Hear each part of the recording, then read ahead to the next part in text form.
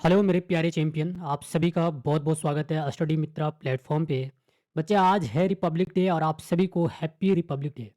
मैंने आप सभी को बोला था कि रिपब्लिक डे के दिन हम स्टार्ट कर रहे होंगे रैपिड रिवीजन सीरीज को। तो आज ये हमारा फर्स्ट लेक्चर रहने वाला है और इस लेक्चर के अंदर हम चैप्टर 1 को कंप्लीट कर रहे होंगे एकदम 30 से 35 मिनट के अंदर।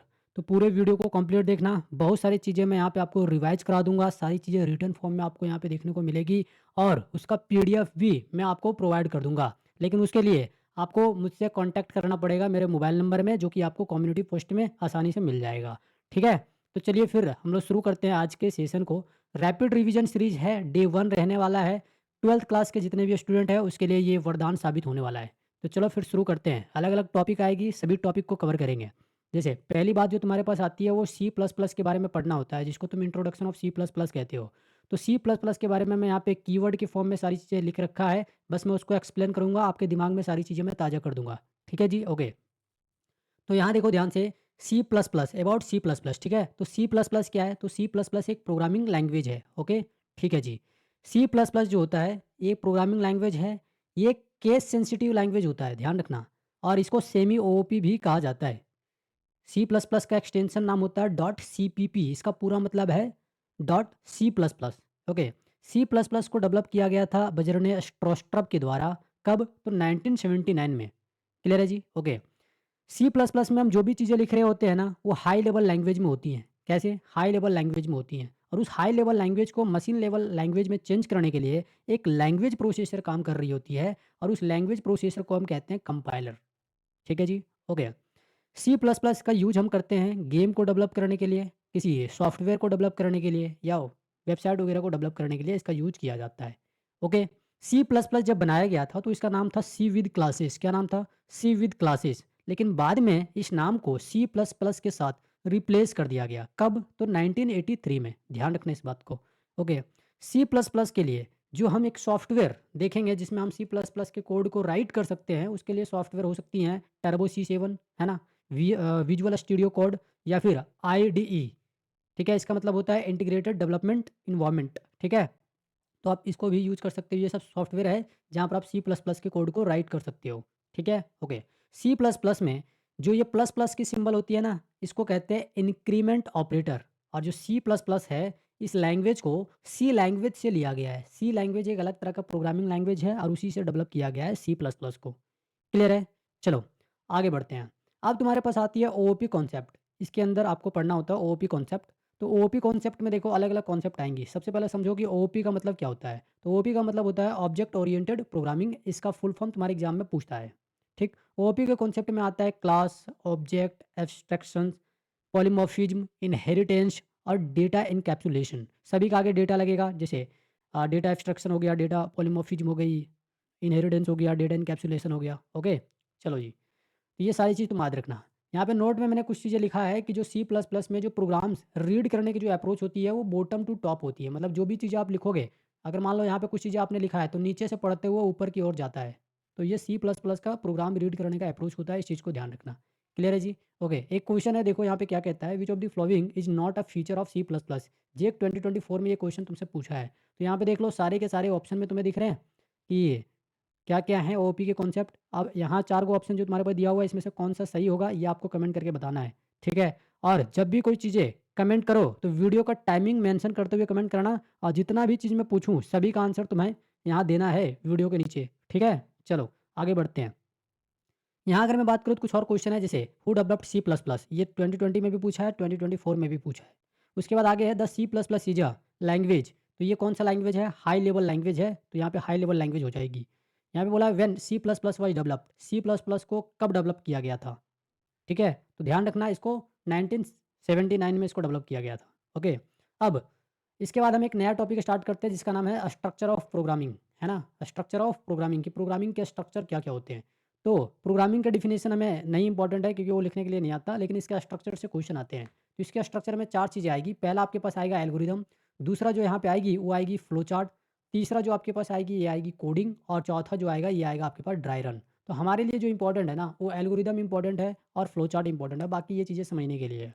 ठीक? तो एल्गोरिदम क्या होता है? स्टेप बाय स्टेप एक प्रोसीजर होता है। मतलब जब भी हम कोई काम स्टेप बाय स्टेप करें, तो इस प्रोसेस को ही क्या कहते हैं? एल्गोरिदम कहते हैं। ये 5 स्टेप पे काम करता है। पहला स्टेप होती है स्टार्ट, दूसरा स्टेप होती है यहाँ पे इनपुट आउटपुट, तीसरा स्टेप होती है अप्लाइंग फॉर्मूला, चौथा स्टेप होती है डिस्प्ले द रिजल्ट एंड पाँचवाँ होती है स्टॉप। क्लियर है जी? ओके। एल्गोरिदम में जो भी चीज़ें हम करते हैं वो लिख करके करते हैं। लेकिन उसी लिखी हुई चीज़ों को अगर हम पिक्चर के फॉर्म में दिखा दें तो उसको हम कहते हैं फ्लो चार्ट। तो फ्लो चार्ट क्या होती है? पिक्टोरियल रिप्रेजेंटेशन होती है। किसका? तो एल्गोरिदम का। ठीक? और इसके अंदर पिक्टोरियल रिप्रेजेंटेशन होती हैं तो अलग-अलग पिक्चर भी आपको देखने को मिलेंगे जिसमें से आपको पिक्चर को ध्यान में रखना है जो इम्पोर्टेंट है। तो जैसे देखो यहाँ पे तुम ये राउंड वाला शेप देख रहे हो ना, इसको कहते हैं ओवल और इसका यूज़ हम करेंगे इनपुट आउटपुट का सॉरी स्टार्ट स्टॉप के लिए। एक आपके पास आती है इस तरीके से पैरेललोग्राम, इसका यूज़ हम करेंगे इनपुट आउटपुट करने के लिए, ठीक? और एक आपके पास इस तरीके से आएगी रेक्टेंगल, तो रेक्टेंगल का यूज़ करेंगे प्रोसेसिंग के लिए, क्लियर है जी? और एक आपके पास डायमंड शेप का आती है, इसका यूज़ हम लोग करेंगे यहाँ पे ये डिसीजन के लिए। तो इन सारी चीज़ को आप ध्यान रखना, ओके? फिर आती है कोडिंग, तो कोडिंग एक प्रोसेस होती है ना? जब भी हम किसी एक प्रोग्रामिंग लैंग्वेज के अंदर कोड को लिखते हैं, तो कोड लिखने की जो प्रोसेस होती है ना, उसी को हम कहते हैं कोडिंग। समझ आई बात? ओके। फिर आती है ड्राई रन, तो ड्राई रन एक ऐसा प्रोसेस है जहाँ पे प्रोग्राम में जो चीज़ें हो रही है, जो कैलकुलेशन वगैरह हो रही है, उसको आप मैनुअली चेक करते हो। तो ये मैनुअली चेकिंग प्रोसेस होता है। कौन? Dry run. ठीक है? चलो आगे बढ़ते हैं। यहाँ तुम्हारे पास आती है टोकन, एक नया टॉपिक, बहुत इंपॉर्टेंट टॉपिक। तो टोकन क्या होता है? सुनना ध्यान से। जो टोकन होती है, ये स्मॉलेस्ट इंडिविजुअल यूनिट होती हैं प्रोग्राम की। मतलब प्रोग्राम की सबसे छोटी इकाई जो होगी ना, उसी को हम बोलेंगे टोकन। ये जो टोकन होती है, इसी को लेक्सिकल यूनिट के नाम से भी जानते हैं, तो इस चीज़ को ध्यान रखना। ठीक है? टोकन के टाइप्स की अगर मैं बात करूँ तो अलग-अलग टाइप्स आती है। जैसे पहला अगर मैं बात करूँ तो होता है कीवर्ड। कीवर्ड क्या होता है? सी प्लस प्लस के अंदर वे सारे वर्ड्स जिनका मीनिंग को फिक्स कर दिया गया हो, तो वे सारे के सारे वर्ड कहलाएँगे रिजर्व वर्ड और जो रिजर्व वर्ड होंगे वही होते हैं कीवर्ड्स। ये जो कीवर्ड होंगे हमेशा ये lower case of English alphabet में लिखे जाएँगे। मतलब इंग्लिश के जो छोटका अक्षर होता है ना, उसी में लिखा जाएगा। ठीक? ये कभी भी आइडेंटिफ़ायर नहीं हो सकता। मतलब कीवर्ड के अंदर जो भी चीज़ें आती है, वो उसको हम एक आइडेंटिफ़ायर डिक्लेयर नहीं कर सकते हैं। ठीक? यहाँ पे कभी भी डिजिट का यूज़ नहीं करेंगे, ना ही किसी सिंबल का यूज़ करेंगे। ठीक है? यहाँ पे जो यूज़ होगी वो हमेशा लेटर यूज़ होगी, वो भी छोटे अक्षरों में। फॉर एग्ज़ाम्पल दे दो, लो जैसे इंट हो गया, फ्लोट हो गया, कैर हो गया, ठीक है? फ्लोट मैंने 2 बार लिख दिया है, तो यहाँ पे आप डबल कर सकते हो। क्या कर सकते हो यहाँ पे? आप यहाँ पे चाहो तो यहाँ डबल लिख सकते हो कुछ इस तरीके से। ठीक है? तो ये सारे के सारे क्या होते हैं? कीवर्ड होते हैं, राइट? दूसरा जो आपके पास आती है, ये आती है आइडेंटिफायर। क्या आती है? आइडेंटिफायर। तो आइडेंटिफायर क्या होता है? एक यूज़र डिफाइंड वर्ड होता है सी प्लस प्लस प्रोग्राम के अंदर। मतलब ये रिज़र्व वर्ड नहीं होता है, ध्यान रखना, नॉट अ रिज़र्व वर्ड। ये यूज़र डिफाइंड वर्ड होते हैं, क्लियर है? इसमें लेटर यूज़ होते हैं, डिजिट यूज़ होते हैं और सिंबल। लेकिन इसमें जो सिंबल यूज़ करी जाएगी वो अंडरस्कोर सिंबल यूज़ करी जाएगी। अंडरस्कोर क्या होता है? जैसे मान लो हमने एक वेरिएबल लिखा ए और फिर से मैंने एक वेरिएबल लिखा ए। मैं अगर ये सिंबल लगाऊँ और यहाँ पे एक सिंबल ये लगाऊँ, तो जो बेस में ये जो हम माइनस का सिंबल लगाते हैं ना, इसको कहते हैं अंडरस्कोर। समझ में आई बात? और ये जो होती है तुम्हारे पास, ये हाइफ़न होती है। क्या होती है? हाइफ़न होती है। ठीक है? तो ये वाला सिंबल हम लोग इस तरीके से यहाँ पे यूज़ कर सकते हैं। ठीक है? ओके। आइडेंटिफायर कभी भी स्टार्ट होगा तो वो लेटर से स्टार्ट होगा या अंडरस्कोर सिंबल से स्टार्ट होगा। कभी भी डिजिट से स्टार्ट नहीं होगा, ध्यान रखना। क्लियर है जी? ओके। तीसरा पार्ट जो इसमें आती है, वो तीसरा पार्ट आपके पास आती है लिटरल। ये जो लिटरल्स होगी इसी को कांस्टेंट कहा जाएगा। लिटरल्स क्या होता है? तो लिटरल्स बेसिकली प्रोग्राम के अंदर वैसे वैल्यू होते हैं जो प्रोग्राम एग्जीक्यूशन के टाइम कभी भी चेंज नहीं होते हैं, राइट? ओके। तो ये ध्यान रखना। तीसरा क्या होता है? लिटरल्स। अभी इसके बारे में डिटेल में बात करेंगे, ये लंबा टॉपिक है। चौथा चीज़ जो आती है वो आती है पंक्चुएटर। तो पंक्चुएटर जो होते हैं, ये सिंबल्स होते हैं बेसिकली जिसका यूज़ हम प्रोग्राम में सेपरेट करने के लिए करते हैं, चीज़ों को सेपरेट करने के लिए। तो अलग-अलग सिंबल आएँगे और वो सारे के सारे सिंबल मैंने यहाँ पे मेंशन कर दिए हैं। सभी सिंबल को मैं एक बार रीड कर देता हूँ। जैसे आपके पास जो इंटू के लिए सिंबल होती है उसको एस्टेरिस्क कहते हैं। कॉमा तुम समझ रहे हो, सेमीकोलन को भी समझ रहे हो, कोलन को भी समझ रहे हो। जो हैच हम लोग बोलते हैं उसको पॉइंट साइन कहते हैं और जो छोटी ब्रैकेट होती है ना मैथ में, उसको पैरेंथेसिस कहते हैं, राइट? इसको क्या कहते हैं? पैरेंथेसिस। जो मंझली ब्रैकेट होती है उसको ब्रेसेस कहते हैं और जो बड़ी ब्रैकेट होती है उसको ब्रैकेट कहते हैं। और तुम्हारे पास 2 बार अगर इस तरीके से स्लैश का सिंबल हो तो इसको कहते हैं बैकस्लैश। इसका यूज़ हम सिंगल लाइन कमेंट को लिखने के लिए करते हैं। ठीक है जी? ओके। पाँचवाँ जो इसमें आती है ना, वो आती है ऑपरेटर। क्या आती है? ऑपरेटर। ये पाँचवाँ पार्ट है और ये ऑपरेटर है। तो अलग-अलग ऑपरेटर आपके पास देखने को मिलेंगे, जैसे अरिथमेटिकल ऑपरेटर। तो अरिथमेटिकल ऑपरेटर में प्लस, माइनस, गुणा, भागा, ये सारी चीज़ें आ जाती हैं। मॉडुलस, ये सब सब किसमें आएँगे? अरिथमेटिकल ऑपरेटर के अंदर आएगी। दूसरा जो आपके पास आती है रिलेशनल ऑपरेटर, मतलब इसमें जो less than, greater than, less than equal to, greater than equal to, है ना? ये सारी की सारी चीज़ें इसके अंदर आएगी। ठीक, फिर आती है लॉजिकल ऑपरेटर। तो लॉजिकल ऑपरेटर में ये जो सेट हमने लिखा है इसको ध्यान रखना, यहाँ से डायरेक्ट क्वेश्चन आया है। ठीक है, लॉजिकल ऑपरेटर के अंदर ये 3 सिंबल आते हैं, लॉजिकल एंड, लॉजिकल और लॉजिकल नॉट। फिर आती है टर्नरी ऑपरेटर, तो उसका ये सिंबल याद रखना, क्वेश्चन मार्क और कोलोन। ठीक है, तो ये टर्नरी ऑपरेटर का सिंबल होता है। कई बार आपसे पूछता है कि बताओ क्लास मेंबर जो होती है उसमें कौन-सा ऑपरेटर यूज़ किया जाता है, तो ये 2 टाइम्स यहाँ पे अगर आप कोलोन ऑपरेटर लगा देते हो तो ये एक सिंबल बन जाती है और इसको हम कहते हैं स्कोप रेज़ोल्यूशन। क्लियर है जी? ओके, तो आप क्या करोगे? इसको याद रखोगे सारी की सारी चीज़ें। ठीक है, समझ में आ रही है ना सभी को? आगे बढ़ते हैं। यहाँ पे तुम्हारे पास जो आई है टॉपिक वो आई है लिटरल। ये तीसरा पार्ट है और इसके बारे में हम डिटेल में बात करने वाले हैं। तो लिटरल्स क्या होते हैं? प्रोग्राम के अंदर वे सारे वैल्यूज़ होते हैं जो प्रोग्राम एग्जीक्यूशन के टाइम कभी भी चेंज नहीं होंगे। ठीक? ये बेसिकली 4 प्रकार का होता है जिसमें से पहला यहाँ हम बात करेंगे वो होता है इंटीजर कांस्टेंट। इसको लिटरल भी कह सकते हो या कांस्टेंट। तो इंटीजर लिटरल या इंटीजर कांस्टेंट। तो इंटीजर कांस्टेंट का यूज़ हम तब करेंगे जब हमें प्रोग्राम में एक कंप्लीट वैल्यू को दिखाना हो, कंप्लीट नंबर को दिखाना हो। मतलब इसमें हम कभी भी पॉइंट वाले वैल्यू को नहीं दिखा सकते हैं। इंटीजर का यूज़ हम तब करेंगे जब हमें सिर्फ़ गोटा नंबर को दिखाना हो। ठीक है? ओके। इसका जो छोटा नाम होता है ना वो होता है इंट और ये एक कीवर्ड भी हो ध्यान रखना। ये क्या होता है? एक कीवर्ड भी होता है और एक डेटा टाइप भी होता है। समझ आई बात?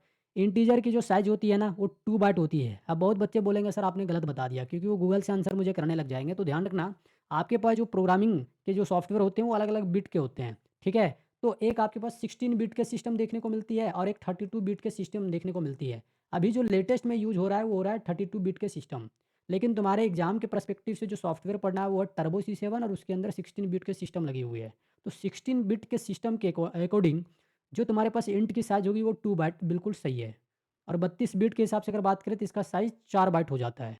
तो यहाँ पे 4 बाइट नहीं होगी 2 बाइट होगा क्योंकि तुम्हारे सिलेबस के अकॉर्डिंग 16 बिट के सिस्टम पढ़ने हैं, राइट? ओके। यहाँ पे देखो तुम्हारे पास एग्जांपल दे दिया जैसे 1 2 3 1 2 143 और यहाँ पे 05 है। तो ये सब गोटा नंबर है मतलब इसमें कोई भी पॉइंट वाली वैल्यू नहीं आई है, राइट? ओके। पॉइंट वाली वैल्यू के लिए यहाँ पे दूसरा लिटरल आता है या दूसरा कांस्टेंट आता है जिसको कह रहे हैं फ्लोटिंग कांस्टेंट। इसका यूज़ हम करेंगे पॉइंटिंग वैल्यू को दिखाने के लिए मतलब जो भी फ्रैक्शनल वैल्यू होगी ना उसको दिखाने के लिए इसका यूज़ करेंगे। इसका छोटा नाम होता है फ्लॉट और ये जो होता है एक कीवर्ड है और ये एक डेटा टाइप भी है, राइट? ओके। इसको अलग नाम से भी जाना जाता है जिसको हम रियल कांस्टेंट कहते हैं।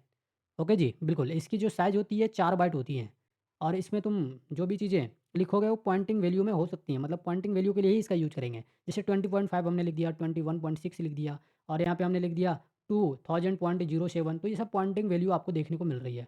तो whenever you want to display pointing value in the C++ program on that time you should use floating constant. ठीक है? ओके। तीसरा पार्ट की अगर मैं बात करूँ तो ये आपके पास आता है कैरेक्टर कांस्टेंट और ये जो कैरेक्टर कांस्टेंट होगी इसका यूज़ हम करेंगे सिंगल लेटर को डिस्प्ले करने के लिए। कहाँ पे? तो C++ प्रोग्राम में, ठीक है? तो C++ प्रोग्राम के अंदर अगर आपको सिंगल लेटर डिस्प्ले करनी हो तब हम कैरेक्टर कांस्टेंट का यूज़ करेंगे। इसको हमेशा सिंगल कोट में लिखा जाएगा। सिंगल कोट कहने का मतलब जैसे मान लो हमने ए लिखा तो इसको इस तरीके से सिंगल इन्वर्टेड कॉमा में रखना होता है, राइट? ओके। तो इसको हमेशा सिंगल कोट में लिखा जाएगा। इसकी साइज़ 1 बाइट होती है। ठीक है जी? ओके। इसका छोटा नाम है कैर और ये एक डेटा टाइप है और एक कीवर्ड भी है। कौन? कैर। कैर जो होता है एक डेटा टाइप भी है और एक कीवर्ड भी है। ठीक? इसके एग्जांपल में देखो ये सारी चीज़ें हमने लिखा है जैसे सिंगल कोट के अंदर हमने लिखा है ए, सिंगल कोट के अंदर हमने लिखा आर, सिंगल कोट के अंदर हमने लिखा स्लैश टी। ये व्हाइट स्पेस कैरेक्टर होते हैं ये सारे के सारे। ठीक है जी? ओके। अब सवाल बन रही होगी सर ये तो सिंगल कैरेक्टर के लिए हो गया, लेकिन अगर हम मल्टीपल कैरेक्टर के लिए अगर लिखना चाहें तो उसके लिए कांस्टेंट आती है स्ट्रिंग कांस्टेंट और स्ट्रिंग कांस्टेंट का यूज़ हम करते हैं मल्टीपल कैरेक्टर को प्रोग्राम में दिखाने के लिए। इसकी जो साइज़ होगी ना, वो साइज़ होगी 1 बाइट और एक एक्स्ट्रा बाइट ये कंटेन करके रखता है किसके लिए? तो नल बाइट के लिए। ठीक है? इसको हमेशा डबल क्वोट में लिखा जाएगा। जैसे यहाँ देखो लिखा हुआ है jake@2026 तो ये एक स्ट्रिंग को दिखा रहा है, ठीक है जी? ओके और इसकी अगर साइज़ तुमसे पूछेगा तो क्या हो जाएगी साइज़? तो टोटल कैरेक्टर गिन लो। तो 1, 2, 3, 4, 5, 6, 7, 8 हो गया। तो 8 टोटल कैरेक्टर हो गए यहाँ पे, है ना? लेकिन जितना कैरेक्टर होगा उसमें एक अपने से जोड़ देना तो वो हो जाएगी टोटल आंसर, टोटल वैल्यू। तो एक कैरेक्टर के लिए 1 बाइट रख रही है, तो टोटल कैरेक्टर जितना है उतना से मल्टीप्लाई कर दो और एक अपने से ऐड कर देना टोटल कैरेक्टर में से। एक इसलिए कैरेक्टर को ऐड करते हैं क्योंकि वो नल कैरेक्टर की वैल्यू वहाँ पे होती है। ठीक? तो इस तरह के क्वेश्चन तुम्हारे एग्जाम में बड़ी पॉपुलर है, तो इसको ध्यान रखना। जेक एट द रेट यहाँ पे 4 अक्षर हो गया और 4 2026 मिला करके तो 8 हो गया और एक इसमें हो गया प्लस अपने से कर दिया हम नल कैरेक्टर के लिए। तो इसकी जो साइज़ होगी ये 9 बाइट होगी, ध्यान रखना। ठीक है? ओके। चलो, तो ये तुम्हारे पास इसका तुम आंसर मुझे कमेंट करके बताओगे कस्टडी मित्रा और ये जो तुम्हारे पास अंडरस्कोर सिंबल यूज़ हुई है वो, इसका साइज़ क्या होगा? ये कमेंट करके बताओगे और वीडियो का टाइमिंग मेंशन करते हुए कमेंट करना। ठीक है जी? ओके, चलो आगे बढ़ते हैं। यहाँ पे हम बात करेंगे कुछ क्वेश्चंस के बारे में, लेकिन उससे पहले टॉपिक पढ़ लो और वो है तुम्हारे पास डेटा टाइप। क्या है डेटा टाइप? तो डेटा टाइप क्या होता है? हमें ये बताता है कि एक वेरिएबल के अंदर किस तरह के डेटा स्टोर कराई जा सकती है। एक वेरिएबल अपने अंदर किस टाइप के डेटा को स्टोर करके रख सकता है, उस डेटा के लिए कितना वैल्यू वो स्टोरेज में रख सकता है, कितना उसके लिए स्टोरेज चाहिए, ये सारा चीज़ कौन डिसाइड करता है? एक डेटा टाइप डिसाइड करता है। ओके, इसका डेफिनेशन देखो लिखा हुआ है, data type tells about what kind of data a variable can hold. ठीक है, तो ये डेटा टाइप कहलाती हैं। इसके दो टाइप्स होती हैं, एक होती है फंडामेंटल डेटा टाइप। इसका मतलब क्या है कि एक ऐसा डेटा टाइप जो डिपेंड ना हो दूसरे डेटा टाइप के ऊपर, तो वो फंडामेंटल डेटा टाइप कहलाएंगे। जैसे इंट हो गया, फ्लोट हो गया, कैर हो गया, डबल हो गया, वॉइड हो गया, एटसेट्रा। ये किसी दूसरे डेटा टाइप पे डिपेंड नहीं करते हैं। दूसरा होता है डिराइव डेटा टाइप, जो फंडामेंटल डेटा टाइप पे डिपेंड करते हो, depend on fundamental data types. जैसे एरे हो गया, पॉइंटर हो गया, फंक्शन हो गया, रेफरेंस हो गया, एनम हो गया। This all are the example of derive data type. Okay, चलो जी, कुछ क्वेश्चन है देखो। यहाँ पे तुम्हारे पास बोला है number of student in a class. ये किस टाइप के डेटा के अंदर आएंगे, मतलब किस तरह के डेटा टाइप यहाँ पे काम कर रही होगी? तो देखो, number of student in class, तो क्लास के अंदर जो स्टूडेंट होते हैं ना भाई, वो ज़्यादा तो होते नहीं है, 100 150 3000 4000 इतना ही हो सकते हैं। ठीक है, तो ये इंट के रेंज में आ रही है, और इंट के अंदर हम हमेशा गोटा वैल्यू को दिखाते हैं, कंप्लीट वैल्यू को दिखाते हैं। और अगर हमें किसी स्टूडेंट को दिखाना हो तो हम ये तो नहीं दिखाएंगे 2.5 स्टूडेंट है, मतलब एक और आधा स्टूडेंट है, ऐसा तो दिखाएंगे नहीं ना भाई। या दो या आधा स्टूडेंट है, ऐसे तो नहीं दिखाएंगे। जब भी दिखाएंगे गोटा नंबर, तो गोटा नंबर को दिखाने के लिए हम इंटीजर टाइप के डेटा को यूज करते हैं। यहाँ हो जाएगी इंट डेटा टाइप। क्या हो जाएगी? Int data type. इसका आंसर क्या हो जाएगा? Int data type. Registration of a car, मतलब रजिस्ट्रेशन नंबर यहाँ पे होना चाहिए बेसिकली। क्या लिख लो यहाँ पे?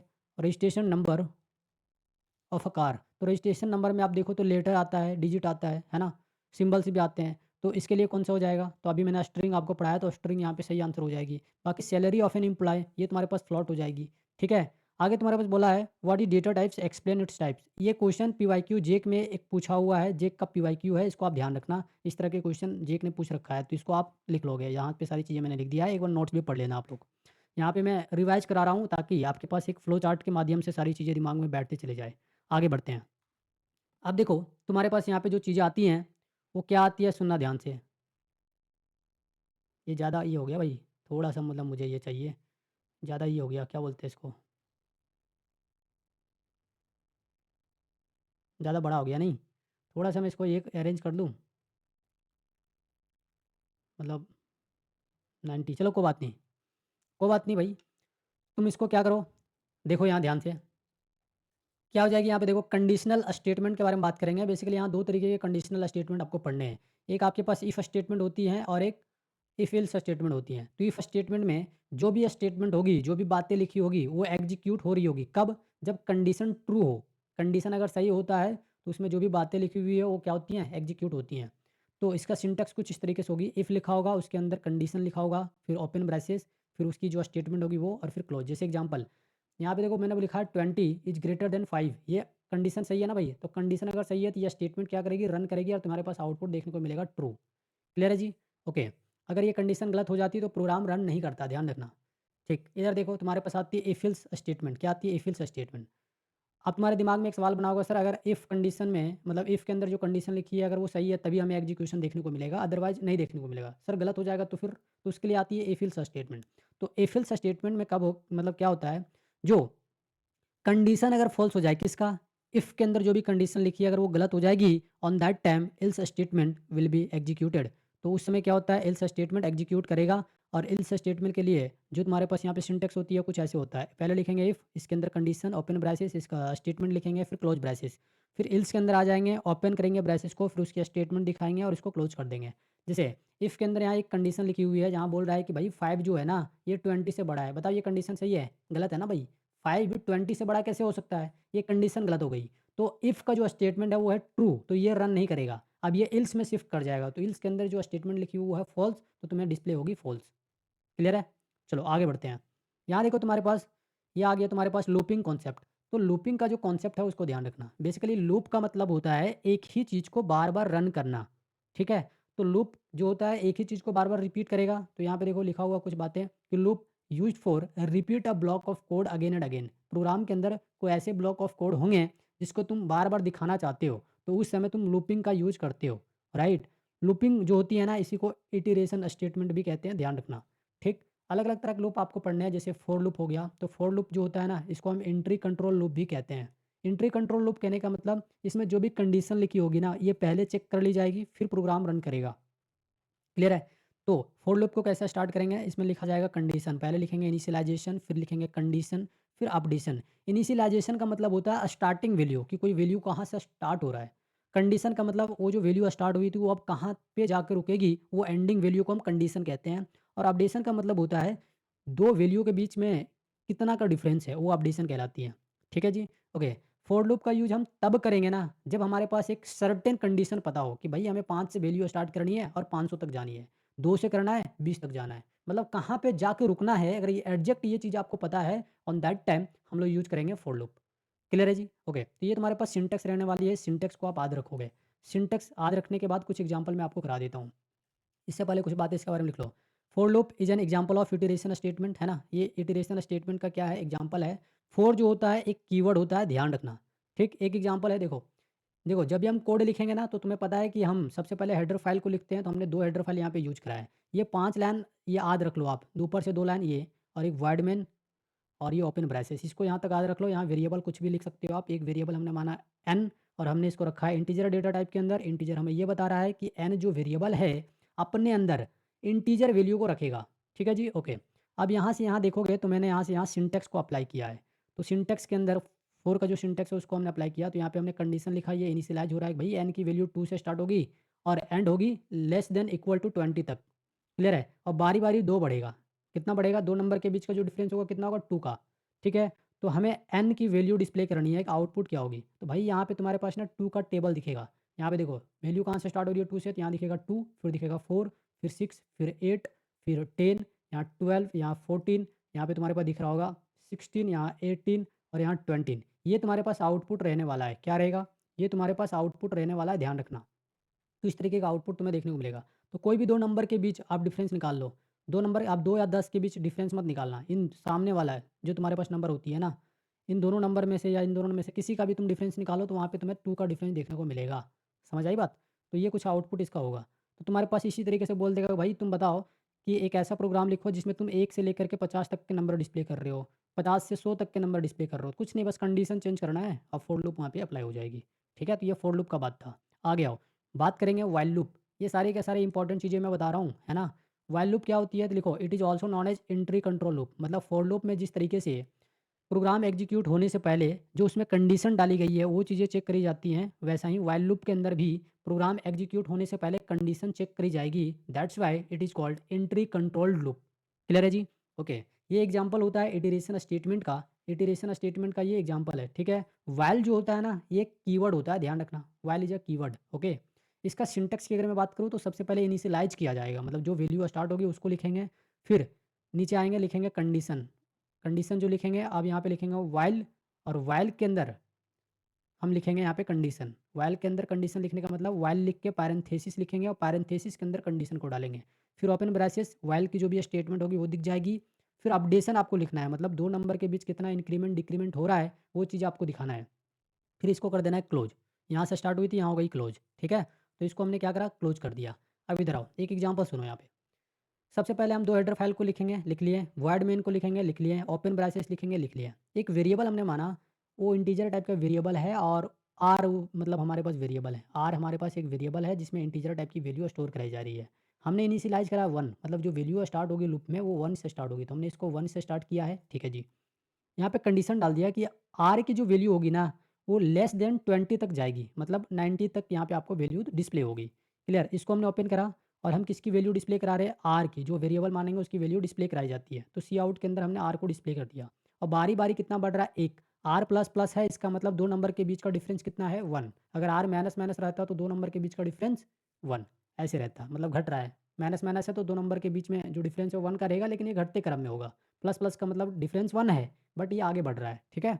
ओके। तो हमने आर को डिस्प्ले कर दिया, उसके बाद इसको हमने कर दिया क्लोज़ और लास्ट में गेट ch और क्लोज़ ब्रेसेस। तो अगर इसकी तुम्हें आउटपुट लिखनी हो कि इसका आउटपुट क्या होगा, तो बताओ इसका आउटपुट क्या होगा? तो इसका आउटपुट ऐसे होगा ना भाई, ऐसे लिखा जाएगा 1, 2, 3, 4, 5, 6, 7, 8, 9, 10 11, 12 और सुनो इसी लाइन में नीचे, नीचे चले जाएगा लिखते हुए, लेकिन मैं यहाँ पे लिख रहा हूँ, जगह नहीं है अपने पास। तो यहाँ हो जाएगा 13, 14, 15 है ना? क्या हो जाएगी? 15 और यहाँ पे तुम्हारे पास हो जाएगी 16, अरे भाई चल जा सही से। क्या हो जाएगी यहाँ पे 15, 16, 17, 18, 19, ये आउटपुट तुम्हारे पास हो गया और ये एक ही लाइन में होगा, ध्यान रखना हमारे पास जगह नहीं था इसलिए हम दूसरा लाइन में लिए हैं। ये एक ही लाइन में हो जाएगा पूरा नीचे तक। तो ये तुम्हारे पास आउटपुट आएगी, ठीक। व्हाइल लूप जो होता है ये प्रोग्राम को रीड करेगा, इसका रीडिंग अप्रोच होती है टॉप टू बॉटम और ये ध्यान रखना ये ऊपर से बढ़ते मतलब क्या करेगा, ये तुम्हारे पास क्या करेगा भाई, ऊपर से रीड करते हुए नीचे की ओर जाएगा। समझ में आई बात? ऊपर से कंडीशन को पहले चेक करेगा और नीचे बढ़ते हुए चले जाएगा। टॉप टू बॉटम इसका रीडिंग अप्रोच होती है। किसका? व्हाइल लूप का। चलो आगे बढ़ते हैं। यहाँ देखो तुम्हारे पास आती है डू व्हाइल लूप। क्या आती है भाई? Do while loop. तो डू व्हाइल लूप जो होता है ये इटरेशन स्टेटमेंट का क्या है? एग्जाम्पल है, ध्यान रखना। ये किसका एग्जाम्पल है? इटरेशन स्टेटमेंट का एग्जाम्पल है। इसको एग्जिट कंट्रोल लूप कहते हैं। क्या कहते हैं? Exit control loop. इसका मतलब क्या है कि प्रोग्राम जब एग्जीक्यूट कर जाएगा उसके बाद इसमें कंडीशन चेक करी जाएगी। ठीक है? ओके। प्रोग्राम रीडिंग अप्रोच जो होती है इसमें बॉटम टू टॉप होती है, मतलब जो भी प्रोग्राम लिखी हुई रहेगी ना वो नीचे से पढ़ते हुए ऊपर की ओर चलेगा ये, है ना, कुछ इस तरीके से। ठीक है। आगे यहाँ पे क्या लिखा हुआ है? It execute at least once. ये लाइन ध्यान रखना, इस तरह की चीज़ें यूज होते हुए तुम्हारे एग्जाम में क्वेश्चन पूछा हुआ है कि कौन सा लूप है जो कम से कम एक बार एग्जीक्यूट करता है, एट लीस्ट वंस, है ना, इवन कंडीशन इज फॉल्स। अगर कंडीशन गलत भी हो तब भी कम से कम एक बार जो लूप चलता है वो लूप कौन सा है? तो ध्यान रखना वो डू वाइल लूप है। क्लियर है? डू जो होता है एक कीवर्ड होता है, ठीक है। ओके। इसका सिंटैक्स की अगर मैं बात करूँ तो बिल्कुल ये वाइल के जैसा ही है लेकिन थोड़ी सी चेंजिंग है। वाइल में क्या हो रही थी? इनिशियलाइज हो रही थी, यहाँ भी इनिशियलाइज। यहाँ पे देखो डू लिखा जाएगा पहले, उसके बाद इसको ओपन करेंगे, इसकी स्टेटमेंट दिखेगी, फिर अपडेशन, फिर वो क्लोज कर देंगे और फिर यहाँ पे वाइल लिखी जाएगी। और ध्यान रखना यहाँ पे वाइल के बाद, यहाँ वाइल के बाद एक कंडीशन हमने डाला है और वो कंडीशन क्या है? सेमीकोलन की। भाई सेमीकोलन तुम्हें लगाना ही यहाँ पे, ठीक है। यहाँ पे ये मैंडेटरी है, ध्यान रखना। अब यहाँ पे एग्जांपल हमने लिया, देखो यहाँ तक 5 लाइन तो सेम है ना सभी में, ठीक है। फिर यहाँ हमने लिखा इंट एन, मतलब एक हमने वेरिएबल माना एन और उसके अंदर हम इंटीजर टाइप की वैल्यू को स्टोर कराएंगे। तो इनिशियलाइज देखो यहाँ से यहाँ सिंटेक्स काम कर रही है, पूरा यहाँ तक सिंटेक्स काम कर रही है, यहाँ तक सिंटेक्स काम कर रही है, ठीक है। तो देखना कैसे काम कर रहा है सिंटेक्स। सबसे पहले हमने इनिशियलाइज किया वैल्यू 2 से, ठीक है जी। डू लिखा, ओपन ब्रेसेस, एन की वैल्यू हम डिस्प्ले कर रहे हैं और बारी बारी कितना बढ़ रहा है? 3। बारी बारी कितना बढ़ रहा है? 3, ठीक है जी, ओके। और कहाँ तक जा रही है वैल्यू? 35 तक। कहाँ तक जा रही है? 35 तक। तो बारी बारी 3 अगर बढ़ेगा तो सबसे पहले तुम्हें दिखेगा 3। क्या दिखेगा? 3। इसमें 3 जोड़ दो, फिर दिखेगा 6, फिर 9 दिखेगा, फिर 12 दिखेगा, फिर तुम्हारे पास दिखेगा 15, फिर दिखेगा तुम्हारे पास 18। और ऐसे करते करते ये कहाँ तक चले जाएगा? देखो 21 दिखेगा, फिर यहाँ पे ये दिखेगा तुम्हारे पास 24, यहाँ पे फिर तुम्हारे पास हो जाएगी 27, कितना हो जाएगा? 27 हो जाएगा, राइट। क्या हो जाएगी भाई? ये 27 हो जाएगी, ये तुम्हारे पास यहाँ पे हो जाएगी तुम्हारे पास क्या हो जाएगी? 30 हो जाएगी। फिर यहाँ पे तुम्हारे पास हो जाएगी 33, क्या 35 तक जाए? नहीं, नहीं जाएगी। तो ये तुम्हारे पास इतना आउटपुट देखने को मिलेगा इस प्रोग्राम के लिए। क्लियर है? ये चीज़ ध्यान रखना। सेमीकोलन जो होता है मैंडेटरी होता है यहाँ पे। ये व्हाइल के बाद यहाँ सेमीकोलन आपको लगाना ही लगाना है। क्लियर? और ये स्टडी मित्रा आपको अगर इतना हेल्प कर रहा है तो इस चैनल को सपोर्ट करिए। टारगेट है 10 के सब्सक्राइबर तक पहुँचना है इस बार। तो 10 के फैमिली वाला इस यूट्यूब चैनल को बनाइए। बहुत बहुत शुक्रगुज़ार रहेंगे आप लोग के लिए। इधर आओ, आगे बढ़ते हैं। देखो, एक आती है आपके पास नेस्टेड लूप, मतलब जब एक लूप के अंदर बहुत सारे लूप अगर समा जाए तो उसको नेस्टेड लूप कहेंगे। Loop with in loop is called nested loop. ध्यान रखना, ये लाइन याद रखना, लूप विद इन लूप। हमारे एग्जाम में आता है loop with in loop is called, तो तुम्हारे पास अलग-अलग ऑप्शन रहेंगे, nested loop, infinite loop, do while loop, while loop. ध्यान रखना नेस्टेड लूप, ठीक है। इन्फिनिट लूप का मतलब होता है लूप दैट नेवर स्टॉप, है ना, जो कभी स्टॉप ही ना करता हो विदाउट प्रेसिंग एस्केपिंग बटन। जो एस्केप बटन होती है ना कीबोर्ड में, अगर तुमने एक ऐसा कंडीशन डाल दिया जो इन्फिनाइट टाइम तक चलते रहे, तो अगर उसे तुमको रोकना है तो प्रेस करना पड़ेगा एस्केपिंग बटन, जो कि कीवर्ड में तुमको मिलती है, जो कीबोर्ड होती है ना उसमें तुम्हें देखने को मिलेगी। तो इन्फिनाइट लूप का मतलब होता है जो लूप कभी रुके ही नहीं। समझ आई बात? बिल्कुल। अब देखो तुम्हारे पास अलग अलग स्टेटमेंट आती हैं। तो एक तुम्हारे पास आएगी ब्रेक स्टेटमेंट, है ना, और इसका यूज हम किस लिए करेंगे? तो लूप से एग्जीक्यू मतलब एग्जिट करने के लिए, इमीडिएटली अगर एग्जिट करना है तुम्हें लूप से, उस समय हम ब्रेक स्टेटमेंट का यूज करेंगे। ठीक, इसका कीवर्ड होता है ब्रेक, कुछ इस तरीके से। और ब्रेक एक क्या होता है? कीवर्ड है और इसका सिंटैक्स भी ब्रेक होता है, ध्यान रखना। कंटिन्यू स्टेटमेंट में कंटिन्यू क्या है? एक कीवर्ड है और इसका यूज हम करेंगे किसका? कंटिन्यू स्टेटमेंट का यूज करेंगे स्किप करने के लिए। मान लो तुम्हारे पास एक प्रोग्राम चल रहा है ना, और उस प्रोग्राम में तुम्हें कुछ वैल्यू को स्किप करना है। जैसे मान लो हम अगर पीछे चलें तो यहाँ पे मान लो 15 पे आपने स्किप किया तो सारे के सारी चीज़ें आउटपुट में दिख रही होगी। और कंटिन्यू अगर आपने कीवर्ड लगाया है तो 15 पे अगर आपने लगाया तो 15 वैल्यू आपको नहीं दिखेगी या स्किप कर जाएगी। 12 के बाद 15 नहीं बल्कि 18 डायरेक्ट दिख जाएगा। इधर आओ, ये इसका क्या है? सिंटेक्स है और कंटिन्यू एक कीवर्ड होता है, ध्यान रखना। एक आपके पास आती है स्विच स्टेटमेंट। तो स्विच स्टेटमेंट क्या होती है? ध्यान रखना, ये तुम्हारे एग्जाम में आता है। क्या बोलता है, C plus plus provides multiple branches of selection statement is called switch statement. मतलब सी प्लस प्लस जो है ना, वो सिलेक्शन स्टेटमेंट के अलग अलग ब्रांचेज प्रोवाइड करता है और इसी को हम स्विच स्टेटमेंट कहते हैं। इसका जो सिंटेक्स होता है उसमें हम सबसे पहले लिखेंगे स्विच। स्विच एक कीवर्ड है, ध्यान रखना। तो स्विच यहाँ पे लिखेंगे, स्विच पैरेंथेसिस का यूज करते हुए हम उसके अंदर लिखेंगे एक्सप्रेशन, ओपन करेंगे, केस अलग अलग डालेंगे, case one statement break, case two statement break, case three statement break, ऐसे बढ़ते हुए लास्ट में जाएंगे डिफ़ॉल्ट स्टेटमेंट क्लोज। और इसके रिगार्ड्स मैंने क्वेश्चन भी आपको कराए हैं, बहुत ज़्यादा कंटेंट ना हो जाए रिवीजन वाले सीरीज में, इसलिए मैं ज़्यादा कुछ यहाँ पे लिखा नहीं हूँ उसके बारे में। ठीक है जी, ओके, आगे बढ़ते हैं। एक आपके पास आती है इंक्रीमेंट डिक्रीमेंट ऑपरेटर। तो इंक्रीमेंट डिक्रीमेंट ऑपरेटर का यूज करेंगे हम वेरिएबल में एक वैल्यू को बढ़ाने के लिए या एक वैल्यू को घटाने के लिए, इंक्रीज करने के लिए या डिक्रीज करने के लिए। कितना? एक वैल्यू। कहाँ पे? तो वेरिएबल में। ठीक है, इसके टाइप्स होते हैं दो। एक होता है प्रीफिक्स इंक्रीमेंट डिक्रीमेंट ऑपरेटर, जिसमें जो हमारे पास प्लस प्लस या माइनस माइनस की सिंबल होगी वो वेरिएबल के पहले लगाई जाएगी, मतलब लेफ्ट साइड लगाई जाएगी। ठीक है, तो ये एग्जांपल है, देख लो। ठीक, इसके रूल को याद रखना। जो प्रीफिक्स इंक्रीमेंट डिक्रीमेंट होती है ना, इसमें जो भी वैल्यू दी हुई रहेगी वो पहले चेंज करी जाएगी, देन यूज किया जाएगा। इस चीज़ को ध्यान रखना। यहाँ देन में ये वाला देन होगा, यूज देन यूज, मतलब चेंज देन यूज। ठीक है जी, ओके। तो पहले क्या करेंगे, प्रीफिक्स के केस में वैल्यू जो दी है उसको चेंज करेंगे, फिर यूज करेंगे। ठीक है, ओके। यहाँ पोस्टफिक्स इंक्रीमेंट डिक्रीमेंट इसका दूसरा पार्ट है। तो इसका मतलब क्या है कि जो वेरिएबल होगी उसमें जो प्लस प्लस या माइनस माइनस की सिंबल होगी उसको हम वेरिएबल के राइट साइड लिखेंगे, जैसा कि यहाँ पे एग्जाम्पल में मैंने लिखा है। राइट, इसका जो प्रिंसिपल है वो ये है कि जो वैल्यू दी हुई रहेगी वेरिएबल की उसको पहले हम यूज करेंगे, देन चेंज करेंगे। ठीक है, ओके। एक क्वेश्चन है, देखो, कहता है which principle followed by prefix increment decrement operator. तो ये तुम मुझे कमेंट में बताओगे वीडियो का टाइम मेंशन करते हुए। वीडियो का टाइम मेंशन करोगे और मुझे बताओगे कि इसका सही आंसर क्या होगा। ठीक है जी, आगे बढ़ते हैं। देखो, अगर मैं यहाँ पे बात करूँ तो आपके पास फंक्शन आती है। फंक्शन क्या होता है? तो फंक्शन प्रोग्राम के अंदर एक ब्लॉक ऑफ कोड होता है। ठीक है, ये क्या होता है? ब्लॉक ऑफ कोड होता है, जिसको तुम क्या कर सकते हो? यूज कर सकते हो। यहाँ पे दैट की जगह दैन लिख दिया मैंने, यहाँ पे लिखो that can be reused in programme.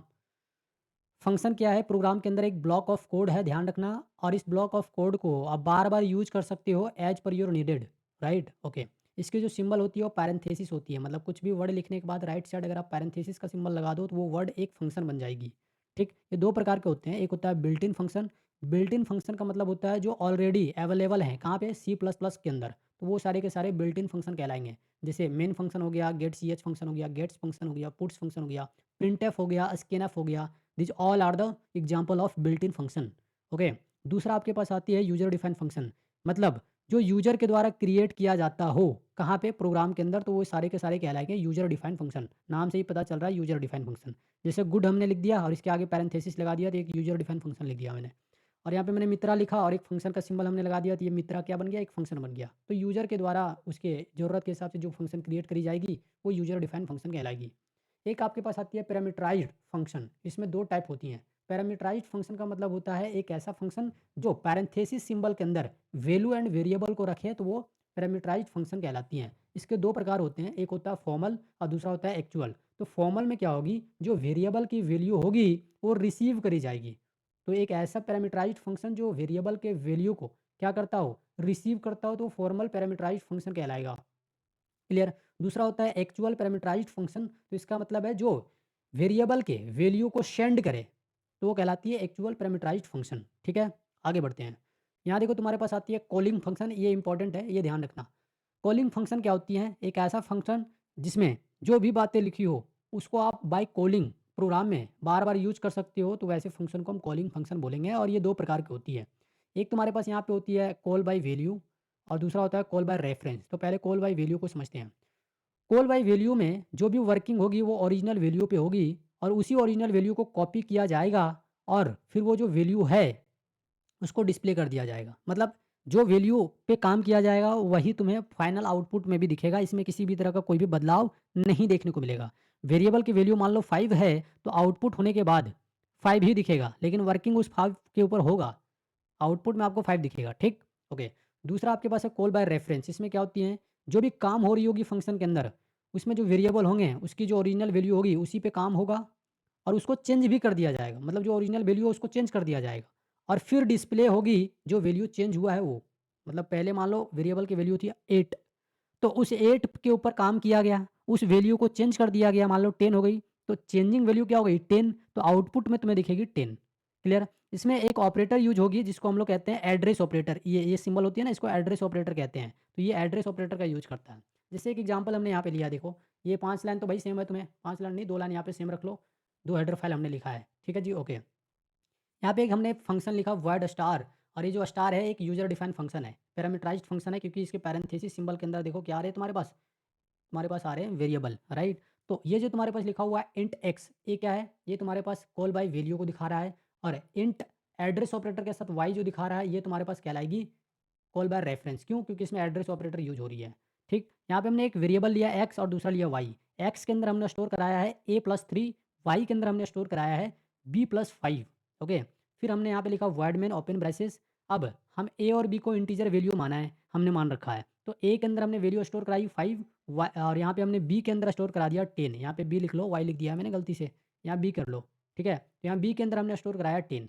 तो अगर इस a की वैल्यू को अगर मैं यहाँ पे पुट कर दूँ तो क्या हो जाएगी, 5+3 हो जाएगी ना तुम्हारे पास, तो ये तुम्हारे पास हो जाएगी 8 के बराबर। लेकिन तुम्हारे पास जो x है, देखो यहाँ पे x क्या है, कॉल बाय वैल्यू है। ठीक है, तो कॉल बाय वैल्यू में ओरिजिनल वैल्यू पे काम होगी, लेकिन कोई चेंजिंग नहीं होगा। तो ओरिजिनल वैल्यू क्या है 5, इसमें ऐड हो रही है 3, तो ये 3 इसमें ऐड नहीं होगा, सिर्फ 5 के ऊपर काम होगा, तो आउटपुट में हो जाएगा 5। क्लियर है जी, ओके। तो ये 8 नहीं होगा बल्कि तुम्हें दिखेगा 5। ठीक है, y क्या है, तो y में स्टोर कराया गया b+5। ठीक है, अब b की वैल्यू जो है, मतलब b के अंदर 10 स्टोर कराया गया है। इस 10 को अगर मैं इसमें पुट कर दूँ तो यहाँ हो जाएगी 10+5, कितनी हो जाएगी यहाँ पे 15 हो जाएगी, राइट। तो ये तुम्हें हो गया 15, कुछ ऐसे। तो तुम्हें जो ओरिजिनल आउटपुट आएगी ना, वो चेंजिंग वैल्यू के साथ देखने को मिलेगा। क्यों? क्योंकि y के अंदर जो चीज़ें स्टोर कराई जा रही है वो कॉल बाय रेफरेंस की बात कर रहा है, मतलब जो भी वैल्यू दिखेगी वो चेंज होता हुआ वैल्यू तुम्हें दिखेगा। तो तुम्हारे पास ये बल्कि 10 नहीं दिखेगा बल्कि 15 दिखेगा। तो जो वैल्यू दिए हुए रहेंगे पहले उसको डिस्प्ले करेंगे। तो पहले दिया हुआ 5, फिर दिया 10, तो हम यहाँ ऐसे डिस्प्ले कर देंगे। उसके बाद जो चीज़ें दिख रही होगी वो इस पे काम होने के बाद दिखेगा। ठीक है, तो बाद में तुम्हें क्या दिख रही है, इस लाइन में तुम्हें क्या दिख गई 5 और 10, इस लाइन में काम होने के बाद तुम्हें चीज़ें दिख रही है। क्लियर? यहाँ पे थोड़ा सा सही कर लो, ये यहाँ पे वाई लिखा है, हमने भूल गया मतलब, तो यहाँ वाई लिख लो कुछ इस तरीके से, कुछ ऐसे यहाँ पे वाई लिख लो। तो इस लाइन में क्या दिखेगी तुम्हें, चेंजिंग वैल्यू दिखेगी जिसमें ऐड वगैरह होने के बाद। तो इसमें जो ऐड हुई हो 5+3 8 हो गया, लेकिन 8 नहीं होगा, ये 5 ही रहेगा। और इसमें देखो 10+5 हो गया 15, तो यहाँ 15 दिखेगा। क्यों? क्योंकि ये कॉल बाय रेफरेंस की बात कर रहा है और ये कॉल बाय वैल्यू की बात कर रहा है। तो कॉल बाय वैल्यू में जो वेरिएबल की वैल्यू होगी वही डिस्प्ले होगी, उसमें कोई चेंजिंग नहीं होगी। और कॉल बाय रेफरेंस में चेंज होता हो जाता है। क्लियर? तो ये चीज़ ध्यान रखना। तो ये देखो आउटपुट तुम्हारे पास ये देखने को मिल रहा है, तो ये आउटपुट कुछ ऐसे होगा। ठीक है, चलो आगे बढ़ते हैं और कुछ और टॉपिक कवर करते हैं। जैसे वेरिएबल आती है, तो वेरिएबल क्या होता है, तो ये स्टोरेज लोकेशन होता है कहाँ पे, मेमोरी के अंदर, जिसका यूज हम वैल्यू को स्टोर करने के लिए करते हैं। एक मेमोरी है मान लो इस तरीके से। ठीक है, तो इस मेमोरी में अगर हम अलग अलग नाम दे दें, ये हमारे पास क्या है मेमोरी, अलग अलग लोकेशन है। अगर सभी लोकेशन को अलग अलग नाम दे दें तो जो हम लोकेशन को नाम देंगे ना वो कहलाएगी वेरिएबल। और उस लोकेशन में हम अलग अलग चीज़ें स्टोर करा सकते हैं। मान लो यहाँ 5 स्टोर करा दिया और इस वेरिएबल का नाम दे दिया ए, हम यहाँ बी लिख दिया, यहाँ पे 7 स्टोर करा दिया। तो बी और ए क्या हमारे पास एक वेरिएबल है। ठीक है, चलो ठीक, ये तुम्हारे पास जो वेरिएबल होंगी, ध्यान रखना, 2 तरीके के वेरिएबल आपके एग्जाम के पॉइंट ऑफ व्यू से इंपॉर्टेंट है। एक है ग्लोबल वेरिएबल, दूसरा लोकल वेरिएबल। तो ग्लोबल वेरिएबल जो होगा ये हमेशा फंक्शन के बाहर क्रिएट किया जाएगा, created always outside the function. एक ऐसा वेरिएबल जो फंक्शन के बाहर क्रिएट किया जाता हो तो वो कहलाएगा ग्लोबल वेरिएबल। ठीक है, ओके। ये जो है ये ग्लोबल वेरिएबल जो होता है ये फंक्शन के आउटसाइड और इनसाइड दोनों जगह काम कर सकता है। इसमें एक ऑपरेटर यूज होती हैं जिसको हम कहते हैं स्कोप रेजुलेशन, इसका सिंबल ये होता है 2 बार कोलन ऑपरेटर। ठीक है, ये जो है हमेशा हेडर फाइल के नीचे लिखा जाएगा। एक चीज़ ध्यान रखना, प्रोग्राम में जो सबसे ऊपर लिखी जाएगी वो होगी हेडर फाइल, बाकी चीज़ें हेडर फाइल के नीचे हमेशा लिखा जाएगा, लेकिन global variable just header file के नीचे लिखी जाएगी। ठीक है, ओके। फिर है लोकल वेरिएबल। तो लोकल वेरिएबल जो है ये क्लास के अंदर क्रिएट किया, सॉरी फंक्शन के अंदर क्रिएट किया जाएगा हमेशा। ग्लोबल वेरिएबल कहाँ क्रिएट क्रिएट किया जा रहा था, फंक्शन के बाहर, वाइल लोकल वेरिएबल कहाँ क्रिएट किया जा रहा है, फंक्शन के अंदर। क्लियर है जी, ओके। ये जो है ये सिर्फ काम कर सकता है क्लास के अंदर, it can work only inside the function. Sorry मैं क्लास बोल रहा हूँ बार बार, ये हमेशा फंक्शन के अंदर क्या करेगा भाई, वर्क करेगा। इसमें कोई भी तरह की कोई भी ऑपरेटर यूज नहीं होती है, ध्यान रखना। समझ आ गई बातें? ठीक। तो वेरिएबल क्या है, एक स्टोरेज लोकेशन है मेमोरी के अंदर जो वैल्यू को स्टोर करता है। दो तरीके के आपके एग्जाम के पॉइंट ऑफ व्यू से इंपॉर्टेंट है। एक ग्लोबल वेरिएबल, तो ग्लोबल वेरिएबल जो हमेशा फंक्शन के बाहर क्रिएट किया जाएगा, लेकिन ये फंक्शन के अंदर और बाहर दोनों जगह काम कर सकता है। ये एक ऑपरेटर यूज करता है स्कोप रेजुलेशन। ठीक, ये हमेशा हेडर फाइल के नीचे लिखा जाएगा। दूसरा है लोकल वेरिएबल, तो लोकल वेरिएबल जो है ये फंक्शन के अंदर ही क्रिएट किया जाएगा और फंक्शन के अंदर ही काम करेगा हमेशा। ठीक है, इसमें कोई भी तरह की किसी भी ऑपरेटर की ज़रूरत नहीं पड़ती है। ये इंपॉर्टेंट है, ध्यान रखना। आगे बढ़ते हैं। अब तुम्हारे पास आती है कमेंट। ये जो कमेंट है, एक कमेंट क्या होती है? तो सी प्लस प्लस के अंदर कोड जो हम लिखते हैं, उस कोड को अच्छे से एक्सप्लेन करने के लिए हम कुछ चीज़ें वहाँ पे लिख सकते हैं, और जो चीज़ें हम वहाँ पे लिखेंगे, कुछ अलग से जो एक्स्ट्रा इन्फॉर्मेशन ऐड करेंगे, वो जो सारी के सारी लाइन होगी वो कमेंट कहलाएगी। और वो जो कमेंट होगी वो कंपाइलर के द्वारा कभी भी रीड नहीं किया जाएगा, एग्जीक्यूट नहीं है किया जाएगा। तो तुम कह सकते हो जो कमेंट्स होते हैं ये इग्नोरेबल लाइन्स होती हैं। कहाँ पे? कोड के अंदर, प्रोग्राम के अंदर। ठीक, ये 2 तरीके के होते हैं। एक होता है सिंगल लाइन कमेंट। तो सिंगल लाइन कमेंट में क्या होती है, जो कंपाइलर होगा ना, सिर्फ़ सिंगल लाइन को ही क्या करेगा, एग्ज़ीक्यूट करने से इग्नोर करेगा। क्लियर है जी? इसमें सिंगल कोट मतलब ये तुम्हारे पास डबल क्या बोलते हैं, स्लैश सिंबल यूज़ होता है। अभी मैंने पंक्चुएटर में कुछ देर पहले आपको बताया। सिंगल लाइन कमेंट के लिए इसका यूज़ हम लोग करेंगे।